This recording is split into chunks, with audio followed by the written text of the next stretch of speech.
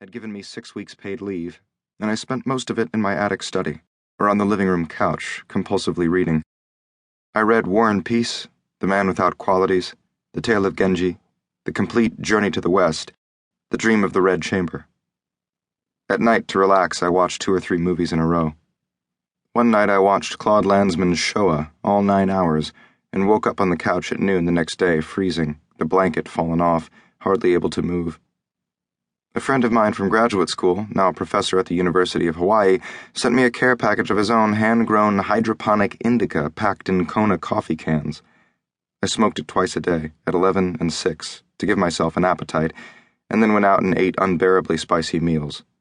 Shrimp vindaloo extra hot, jerk chicken with pickled Scotch bonnet peppers on the side, Guizhou-style lamb hot pot. Otherwise I couldn't taste anything at all. I walled in my life with stimuli, or tried to, anyway. If I had been a different person, or in a different frame of mind, I would have spent all the life insurance money in one go, on a Fiji vacation or a Lamborghini. Grief permanently alters the mind, my therapist said. Don't underestimate its power. He asked me to do a simple exercise.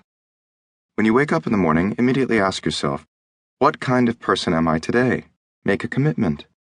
I am sad but getting better. I am focused. I return phone calls.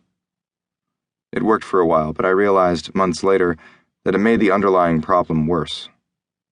I took small steps that created the illusion I was getting better. Grief makes you temporarily invisible, a fugitive in your own place, in your own time. That's not news. What frightened me, when I gained just enough traction to begin to think about it, was that I didn't mind so much. In fact, it seemed like a confirmation of who I already was.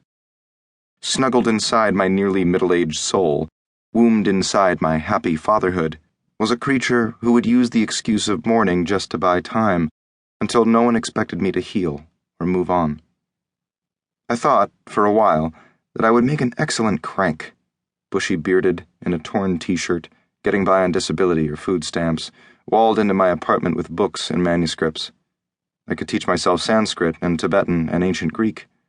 I could rot on a bench in Harvard Square, part of a venerable tradition, mumbling fragments of Aristophanes.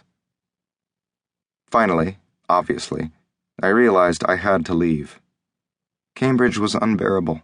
My house was unbearable, and my job, which I loved, the Office of Program Development and Planning, had turned into a pale tunnel of drawn faces and outreaching hands.